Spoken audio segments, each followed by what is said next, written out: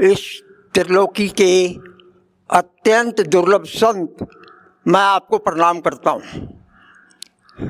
आप गुरुजी, मैं एक सवाल पूछना चाहता हूँ जी। किसी किसी को आकाशवाणी होती है, तो मैं ये जानना चाहता हूँ ये किसको होती है? उसका अंतकरण शुद्ध होता है, या पिछले कर्म ठीक हैं, या उसका स्वभाव सम का मतलब है जिसको लोभ, लाभ और हानि कोई फर्क नहीं पड़ता। चौथा, क्या उसने अपना जीवन सच्चाई पे व्यतीत किया है, या कोई पांचवा कारण है? इसमें से गुरुजी जो आपको ठीक लगे वो बताइए। जो ठीक लगे अथवा जो सत्य हो वो बताऊं। आपने कहा जो ठीक लगे, या जो सत्य हो वो बताऊं? नहीं, मैं तो ये जानना चाहता हूँ आकाशवाणी किस चीज़ की वजह से होती है, आधार क्या है? जी, उसके कुछ कारण होते हैं। साधना के थोड़ी सी जब अभ्यासी की साधना हो जाती है, उसकी कोई समय सीमा नहीं है।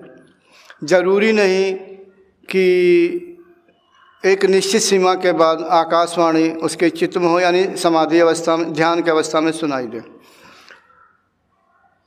कुछ कारण है। एक, हो सकता है कि पूर्व काल का वो साधक रहा हो सकता है कि उसे किसी कारण से ऐसी बात बताई जा रही हो। कहीं न कहीं कुछ ना कुछ उसके अंदर शुद्धता जरूर है। ठीक है, तो साधक को ध्यानावस्था में यानी आकाशवाणी सुनाई देती है। आकाशवाणी होती है यानी शब्द सुनाई देते हैं आकाश में। तो कारण का कोई एक पैमाना नहीं है। कारण कि अगर मैं ये कह दूं कि जिसकी समाधि लगती है सविकल्प, मान लो उदाहरण, यानी समाधि क्या कहना चाहिए, कंठ चक्र खुल गया है, कुंडलनी ऊपर जा रही, प्राण ऊपर जा रही, मान लो, तो वो दूसरा कहेगा मेरा भी हो रहा, मुझे आकाशवाणी क्यों नहीं सुनाई दे रही है, आकाशवाणी हमारे चित्त में क्यों नहीं हो रही है। तो यानी ये कोई पैमाना नहीं है। इसीलिए मैंने कहा ज़्यादातर ऐसा होता है कि वो साधक की कहीं न कहीं कुछ योग्यता जरूर होगी, यानी साधक की कुछ न कुछ अच्छी योग्यता होगी, इसलिए उसे ऐसी चीज़ें सुनाई दे रही हैं। हर साधक को सुनाई नहीं दे रही हैं, सुनाई नहीं देती हैं, कुछ न कुछ, यानी इसका कोई एक सही पैमाना नहीं है। तो मैं तो यही कहूँगा, तो मैं क्या बता दूँ, तो मैं ये ज़रूर कहूँगा जैसे आकाशवाणी मतलब सुनती है आकाशवाणी जिसके अंदर होती है, अंदर होता क्या है, ये आकाश उस समय जो अवस्था होती है शब्द, और शब्द की उत्पत्ति कब होती है? आकाश में वायु तत्व का घर्षण होता है। यानी मैं अब योग पे आ जाऊँ, आकाश में वायु तत्व का जब घर्षण होता है तो शब्द की उत्पत्ति होने लगती है। खैर, जो एक सामान्य रूप से, तो कहीं उस अवस्था को प्राप्त होगा, फिर दूसरा शब्द, तो कहीं न कहीं पुण्य होगा, फिर हो सकता है कि प्रकृति कुछ उसे संदेश देना चाहती हो। ऐसे नहीं, कई कारण हो सकते हैं, तो एक कोई पैमाना नहीं कहा जा सकता है। यानी मैं कुल मिलाकर के ये कहूँगा वो साधक अच्छा है, यानी उसकी साधना अच्छी है, कुछ न कुछ उसे प्राप्त है। अब दूसरा सवाल ये सुना जाता है शेर सिंह जी, कुछ और भी साधक हैं, समय कम है, दीदी भी बैठी है सर, इसी का हाँ ना, ऐसा सुना जाता है कि 6 महीने के लिए आई, फिर 10 साल गायब, फिर 3 महीने के लिए आई, फिर 20 साल गायब। ऐसा क्यों होता है? क्या मैं समझा नहीं, 3 महीने का आई, 20 साल, 6 महीने क्यों आई, ये मैं समझ नहीं पाया, क्या कह रहे हैं आप? जैसे आकाशवाणी, ऐसा मेरे को किसी ने बताया, आकाशवाणी होती है 6 महीने तक लगातार होगी, फिर 10 साल के लिए गायब हो जाएगी, फिर नहीं आएगी, फिर आएगी 3 महीने के लिए, फिर 20 साल, 30 साल, फिर गायब। ऐसा क्यों?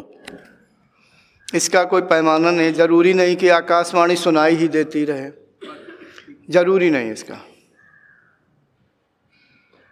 आपने अपना परिचय नहीं दिया, हम तो जानते हैं आपको, साधक बंधु नहीं जानते हैं। परिचय परिचय, हाँ, मेरा नाम शेर सिंह है। मैं गुड़गांव से आया हूँ। पुलिस से रिटायर इंस्पेक्टर हूँ। आज आप उच्च अवस्था में बैठे हुए हैं।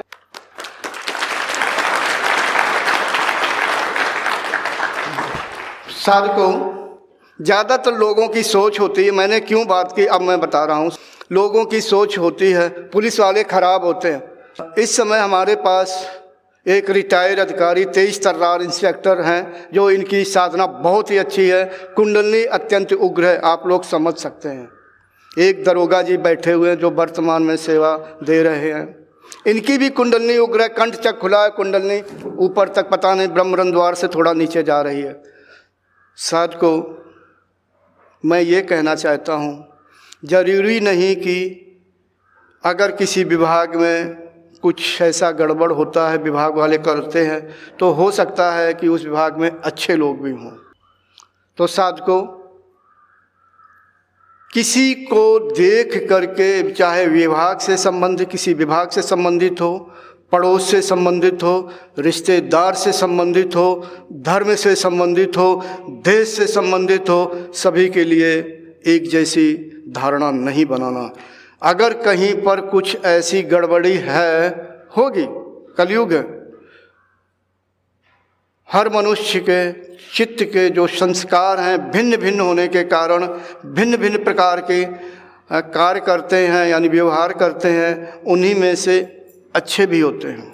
मैं कहना चाहूँगा कि ऐसी धारणा साधकों ना बनाओ कि इस समाज में अच्छे योगी नहीं हैं। भले ही किसी ने कुछ उल्टा सीधा कर दिया हो, इसी समाज में अच्छे योगी होते हैं, मगर लोग उन्हें पहचान नहीं पाते हैं।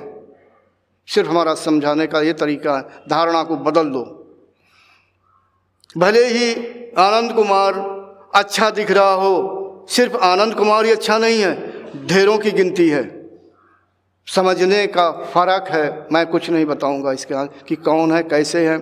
इसके लिए अपना चित्त शुद्ध करो, अपनी सोच शुद्ध करो, अपना व्यवहार अच्छा करो, जीवन अच्छा जियो, सात्विक जियो, और ईश्वर से प्रार्थना करो कि एक अच्छा गुरु मिले।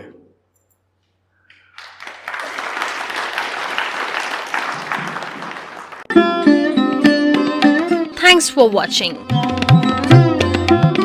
Remember to like, comment and subscribe.